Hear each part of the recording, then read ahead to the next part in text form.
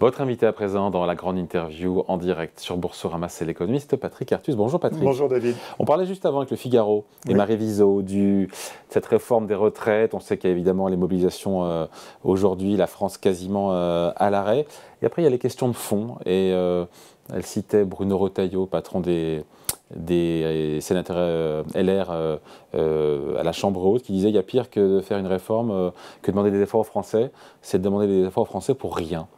Et on voit bien que les économies, avec tout ce qui est lâché, toutes les concessions sociales pour essayer d'emporter l'adhésion, alors que les Français sont à 70% contre, coûtent de plus en plus cher. Et je me rappelle ce billet d'humeur de Jacques Attali dans Les Échos, qui dit en gros, cette réforme des retraites, elle est importante, mais elle n'est pas urgente. Il ne faut pas mettre le pays à l'arrêt pour cette réforme-là. Vous en pensez quoi, vous, au final je crois que dans une démocratie, on a le droit de refuser une réforme.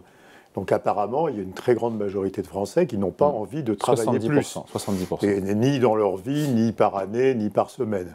Et donc il y aurait une autre solution qui est de leur dire, voilà, vous n'avez pas envie de travailler plus, donc nous acceptons ce désir donc de ne pas allonger la durée de vie au travail, mais il faut que vous assumiez les conséquences de ce choix.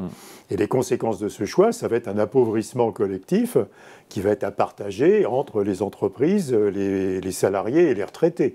Parce que les ratios démographiques vont faire en sorte qu'il y aura de moins en moins de salariés par retraité ou par entreprise. Et donc, on peut accepter l'appauvrissement collectif. Et alors, probablement, les entreprises refuseront que leur compétitivité se dégrade. Donc, elles ne voudront pas participer à un choix, elles ne vont pas adhérer à un choix qui leur ferait avoir des coûts de production plus élevés que les concurrents européens qui ont des durées de vie, de retraite beaucoup plus courtes, qui ont allongé la durée de vie au travail. Et donc, probablement, si on fait ce choix de ne pas réformer, on doit expliquer aux Français que ça va être un coût qui va être à partager entre les retraités et les salariés actifs. Donc il y aura une baisse de pouvoir d'achat. On peut l'estimer, je veux dire, la population active est à peu près stable, les gains de productivité sont stables, et donc en gros... Mais il faut la faire, je vous coupe, il faut la faire ou pas cette réforme parce que... Non, mais je pense que ce n'est pas une question économique, c'est une certains question... disent que c'est pour rassurer les marchés financiers. Non, mais c'est une réforme pour montrer que... Non, mais si vous rassurez les marchés financiers autant, si vous ne faites pas la réforme, mais que vous prenez des mesures de rigueur salariale et de rigueur sur le niveau des retraites qui maintiennent l'équilibre du système. On ne peut pas envisager un système de retraite qui soit déséquilibré, parce que ça veut dire que de l'argent public est utilisé pour consommer et pas pour investir. Et pourquoi pas ? C'est un mauvais usage de l'argent public. On a des besoins d'investissement dans la transition énergétique, dans la recherche-développement, dans les infrastructures, dans l'éducation. Tout argent détourné de ces besoins très très urgents et de l'argent mal utilisé. Et donc on ne peut pas imaginer que le système de retraite soit déséquilibré. Donc vous êtes favorable à cette réforme des retraites ? Non, je dis... il y a d'autres moyens d'équilibrer le système de retraite. Si les Français, collectivement, démocratiquement, rejettent absolument cette réforme, il faut leur dire, vous avez fait le choix donc les pensions vont baisser. D'une croissance moins forte ou même d'une réduction des salaires réels, des retraites, etc. Mais il faut maintenir l'équilibre du système. Voilà, mais alors, autre point... Il y a d'autres moyens de rééquilibrer le système des retraites que de repousser l'âge légal de la retraite. Par exemple, nous avons un taux d'emploi des 15-29 ans qui est extraordinairement faible, qui est 20 à 25 points plus faible que dans les pays... On parle des seniors souvent, mais on peut aussi parler du... Voilà. Alors si vous aviez le taux d'emploi des jeunes dans des pays nordiques ou de l'Allemagne, vous rééquilibrez le système de retraite beaucoup plus rapidement parce que ces jeunes cotiseraient... Qu'est-ce qu'on fait alors pour augmenter le taux d'emploi des 15-29 ans ? Alors, c'est un problème de système éducatif, de qualité du système éducatif, de qualité de l'enseignement technique, de l'enseignement professionnel. Enfin, on connaît bien les défaillances du système, de tous les systèmes. Pourquoi on n'a pas choisi cette voie alors ? Pourquoi on choisit on choisit cette voie, mais très mollement. Enfin, je veux dire, il y a la réforme de l'apprentissage qui est quand même est positive. Il y a une réforme du lycée professionnel qui est dans le tuyau, mais on aurait pu beaucoup plus mettre de moyens pour réformer la capacité, l'employabilité des jeunes qui est extrêmement faible en France. Le taux de chômage des jeunes français est au-dessus de 18%. Le taux de chômage des jeunes allemands est un peu au-dessus de 5%. Si on avait le taux de chômage des jeunes de l'Allemagne, on n'aurait pas de problème d'équilibre du système de retraite, parce que ces jeunes cotiseraient plus longtemps. C'est pas du tout dans le débat, ça. C'est bizarre que le débat se concentre sur le taux d'emploi des plus de 62 ans et pas sur les taux d'emploi des tranches d'âge inférieures. Même sur les 30-59 ans, on a un taux d'emploi qui est 3 ou 4 points inférieur à la moyenne des pays européens qui font le mieux. Et donc on a concentré le débat sur le taux d'emploi des seniors et on n'a pas débattu des moyens et des politiques qui feraient monter le taux d'emploi des autres tranches d'âge. Moi, je ne me sens pas emballé par cette réforme des retraites. D'abord, l'argument de Retailleau vaut. Enfin, veut dire, le gouvernement, pour faire passer cette réforme, est en train de vider son apport financier. Donc c'est une réforme qui est extrêmement impopulaire et qui en plus rapporte rien. Donc c'est quand même assez bizarre d'insister. Non, je crois qu'on a d'autres pistes à explorer et d'autres pistes qui pourraient être négociées collectivement. Enfin, je veux dire, les syndicats peuvent accepter de la modération salariale ou de la modération de l'évolution des retraites contre... C'est difficile, avec une inflation à 5-6%, c'est difficile d'accepter une modération salariale. Oui, mais enfin, on parle des 20 ou 30 prochaines années.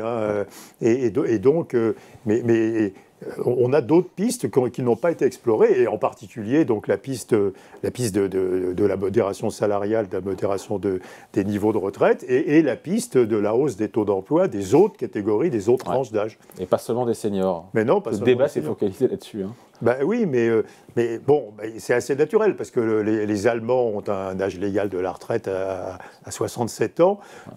Et puis, il y a un autre sujet qui est, même si cette réforme passe et est votée, est appliquée finalement, c'est la dernière fois qu'on pourra utiliser l'âge légal de la retraite pour rééquilibrer le système de retraite. Parce que l'expérience allemande, quand Merkel a passé l'âge légal de 64 à 67 ans, il y a beaucoup d'Allemands qui ont refusé de travailler au-delà de... Je crois que l'âge effectif de prise de la retraite, c'est 64 ans et demi à peu près en Allemagne. Nous, on est à 63,5 dans le privé. On est à 63,5 dans le privé, on est à 62,5 dans l'ensemble des métiers. Et beaucoup d'Allemands ont accepté d'avoir une retraite plus faible. Et donc ça, c'est pas une très bonne solution. Et donc on voit bien qu'il y a une limite à repousser l'âge légal, qui est le moment où vraiment les gens n'ont pas envie de travailler plus vieux. Une partie et donc ça, c'est une mauvaise solution. Donc même si cette réforme passe, et donc si on a effectivement un âge légal qui passe à 64 ans, dans 10 ans, il y aura... Et puis plutôt en raison de la masse de dépenses annexes que cette réforme met en place, plutôt il se reposera la question de rééquilibrage du système de retraite et il faudra trouver une autre solution que reporter l'âge légal. Et donc ça remettra sur le tapis. Il reste pas grand-chose. Il reste soit les cotisations, soit les pensions. Soit effectivement la baisse collective des niveaux de vie, donc des salariés et des retraités, soit introduire une dose de capitalisation pour les salariés les plus aisés. Encore notre sujet, ça. Oui, mais qui était dans le projet initial de Delevoye, puisque personne ne bénéficiait du système public de retraite au-dessus de 120 000 € par an de revenus. Et au-dessus, on devait adhérer à un système de retraite par capitalisation. Alors, autre sujet, Patrick Artus, qui est dans l'actualité, évidemment, c'est le CAC 40, 7400 points, on les a retouchés. Cet optimisme des investisseurs, est-ce que d'un point de vue rationnel, fondamental, est-ce que c'est justifié? Est-ce que c'est sain tout ça ou pas? Parce que je lisais dans les Échos, c'était le patron de la gestion d'Amundi qui disait mais en gros ça monte un peu dans le vent, c'est un peu artificiel cette hausse. Il se passe, alors le CAC n'est pas particulièrement lié à la France. Le CAC est un indice de sociétés qui sont mondiales, mais il se passe mondialement, et ça ne se passe pas en France, mais enfin, ce n'est pas très important pour le CAC. Il se passe mondialement un phénomène qui est la hausse des taux de marge des entreprises. quand vous regardez par exemple, un indicateur simple, c'est le ratio du prix du PIB aux coûts salariaux. Quand ce ratio monte, ça veut dire que les marges des entreprises montent, parce que le prix de vente des entreprises monte plus vite que l'emploi. Malgré les coûts de production et alors, qui montent. dans la zone euro, par exemple, globalement, même en 2022, l'année dernière, même au pic des coûts de l'énergie, des coûts des produits agricoles, etc., les marges des entreprises ont monté. Et donc, il y a une certaine rationalité. Le marché retranscrit que les marges des entreprises montent et qu'on a une déformation du partage de la valeur ajoutée au profit des entreprises et au détriment des salariés. C'est la même chose de dire que le prix de vente des entreprises augmente plus vite que les salaires. Et donc, c'est assez... Et que les consommateurs acceptent les hausses de prix de vente, parce qu'in fine, s'il y a des hausses de prix de vente de la part des multinationales qui ont ce pricing power pour faire accepter ces hausses de prix. Mais on voit bien, donc c'est assez global, c'est pas qu'un secteur particulier, et c'est assez mondial, c'est un phénomène de pouvoir de négociation des entreprises qui reste très fort sur les marchés des biens et services. Mais en même temps, on a l'impression qu'il n'y a aucune mauvaise nouvelle qui peut enrayer cette hausse. Je ne sais pas, moi, depuis le début de l'année, mais le marché s'est largement ajusté en matière de hausse de taux d'intérêt des banques centrales. Oui, mais alors c'est ça. Maintenant, on voit du 4% pour la BCE en fin d'année, quasiment du 5,5% pour la Fed, et ça n'empêche pas les marchés actions de monter. C'est quand même curieux, ça, non? Oui, mais enfin, les taux d'intérêt réels sont toujours très négatifs. Et donc, les marchés, la seule composante de la demande ou des marchés financiers qui est liée aux taux d'intérêt nominaux, c'est la demande de logement. C'est la construction résidentielle. Parce que quand vous essayez d'emprunter, il y a une limite de pourcentage de votre revenu que vous pouvez consacrer à votre emprunt, et donc ça met un lien entre les taux d'intérêt nominaux et la demande de logement, l'investissement logement. D'ailleurs, aux États-Unis, en Europe, partout, l'investissement logement chute énormément. Mais quand vous regardez les autres composantes de la demande de l'investissement des entreprises, ou bien les prix des actifs financiers, ou les prix, les cours boursiers, les prix des entreprises dans les deals de private equity, ce qui compte, c'est les taux d'intérêt réels. C'est ça la valorisation défalqué d'inflation. Et voilà. Et donc, on a des taux d'intérêt réels à long terme en Europe qui sont aujourd'hui à moins 3, à moins 4%. Et donc, c'est favorable. Et donc, c'est extrêmement favorable à une hausse des cours boursiers, à une hausse de la valorisation des entreprises dans les investissements. Donc, tout est sain. Pour vous, il n'y a pas de problème. Oui, alors, ça va durer un moment. Le problème, c'est le plus long terme. Donc, je pense que ce mouvement, il est quand même relativement solide. Avec un PER sur le CAC qui est autour de 13. Donc, ce n'est pas délirant non plus. Oui, mais la hausse va se poursuivre, je crois. Mais le problème, ce n'est pas maintenant, c'est 2024-2025. Quel type d'économie est-ce qu'on aura en 2024-2025 ? Aujourd'hui, on voit ça va bien. Enfin, les entreprises ont des carnets de commandes très pleins, les entreprises ont des résultats qui sont au-dessus des attentes en moyenne, bénéficient de la hausse de leurs marges, etc. Donc ça va bien. Le problème, c'est qu'est-ce qui va se passer à moyen terme ? Et ça pose la question assez crucialement du niveau des taux d'intérêt réels dans le moyen terme. Aujourd'hui, les taux d'intérêt réels sont extraordinairement inférieurs aux taux de croissance. Les taux d'intérêt réels sont très négatifs.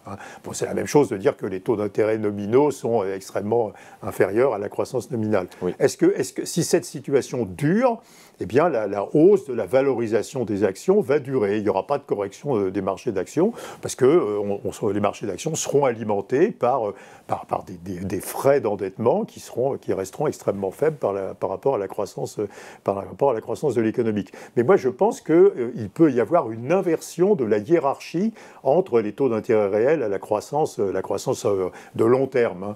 Depuis plus de 10 ans, on a des taux d'intérêt réels qui sont plus faibles que la croissance de long terme. Et ça, comme on vient de le dire, ça pousse à la hausse toutes les valorisations des actifs. Mais ça pourrait s'inverser. Ça pourrait s'inverser. Si les banques centrales gardent des taux d'intérêt élevés. Parce que l'inflation sera probablement un peu plus forte structurellement dans le futur, et donc ça poussera les banques centrales à mener des politiques de taux d'intérêt plus élevés.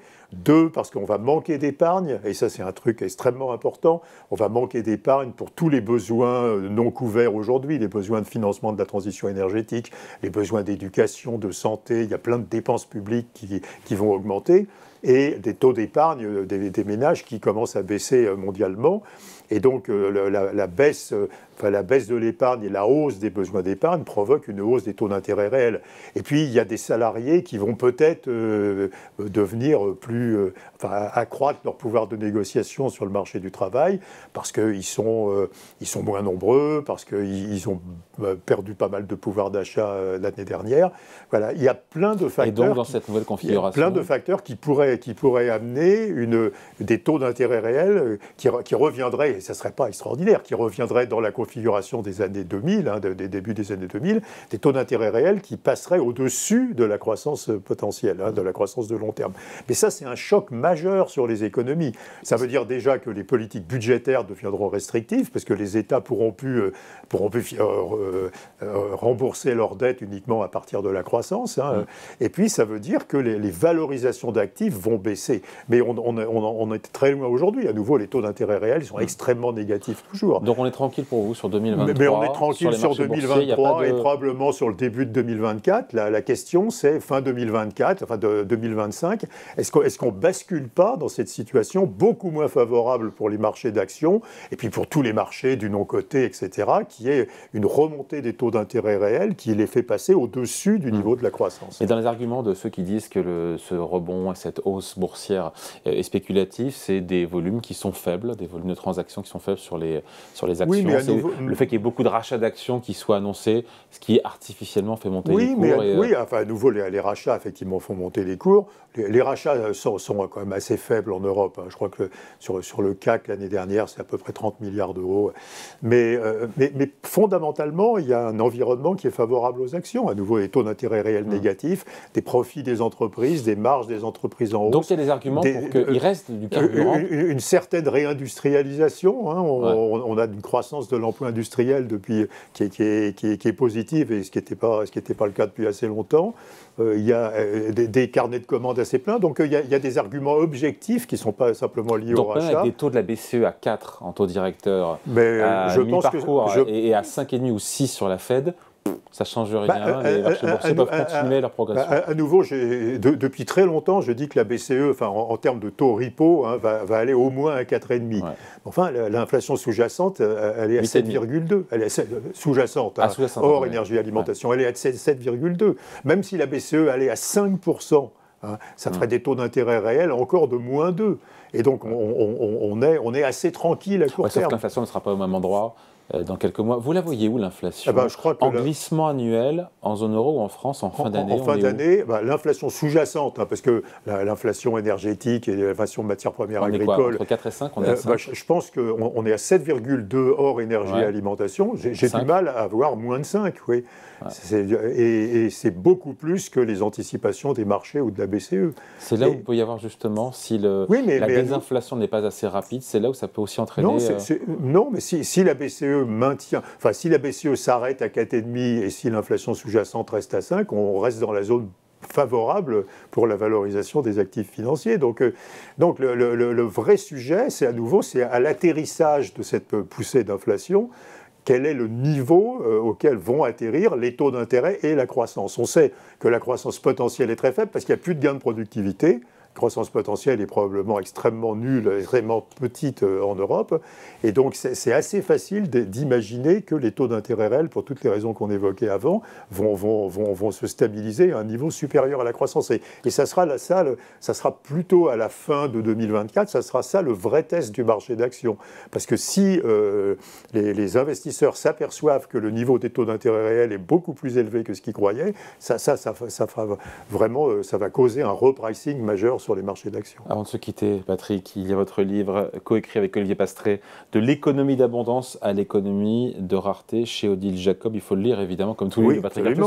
Un petit, pour donner envie aux gens de l'acheter, de le lire. On défend la thèse qu'on sort de 20 ans d'abondance de travail, parce que l'arrivée des émergents sur l'économie mondiale, l'abondance des matières premières, avec les prix bas des matières premières, l'abondance d'épargne, savings glut, on avait trop d'épargne, et qu'on va basculer basculer sur 3 raretés. La rareté du travail avec le vieillissement, la rareté de l'épargne avec les besoins d'investissement majeurs liés essentiellement à la transition énergétique, et la rareté des matières premières et la rareté de l'énergie ou des matières premières qui... Avec quelles conséquences macroéconomiques? Taux d'intérêt réel plus élevé, dont on a débattu à l'instant, inflation plus élevée, poussant les banques centrales à en rajouter sur les taux d'intérêt, et salaire réel plus élevé. Pas très bon pour la bourse. Et c'est pas très bon pour la bourse. Et c'est ça la vraie question. Si nous avons raison avec Olivier, nous prévoyons qu'à partir de 2024-2025, on va avoir ce changement de l'économie d'abondance vers l'économie de rareté. Et c'est un changement qui est bon pour les salariés, parce que les salariés en profiteront. C'est un changement qui est bon pour les vendeurs de matières premières de tout poil. Et c'est un changement qui est mauvais pour les entreprises, parce que le coût du capital sera plus élevé, les salaires seront plus élevés, et les matières premières seront plus chères. Oui. Donc voilà, non, je vous ai coupé. Non, et donc voilà. Les marchés financiers ne croient pas à ce scénario. Si vous regardez les anticipations d'inflation, elles redescendent extraordinairement rapidement. Les anticipations de taux d'intérêt réels, elles restent extrêmement faibles. Ça les arrange de croire ça aussi. Oui, mais c'est aussi une mauvaise nouvelle, parce que si nous avons raison, et si ce scénario, c'est le scénario du futur à partir de 2024, eh ben le choc n'est pas anticipé. C'est-à-dire qu'il y aura un choc à la hausse des taux d'intérêt réels, ce qui veut dire un choc à la baisse de toutes les valorisations d'actifs. Pour avoir un coup d'avance, il faut lire Patrick Artus et Olivier Pastré, donc de l'économie d'abondance à l'économie de rareté. C'est chez Odile Jacob. Merci beaucoup, Patrick. Merci, David. Salut.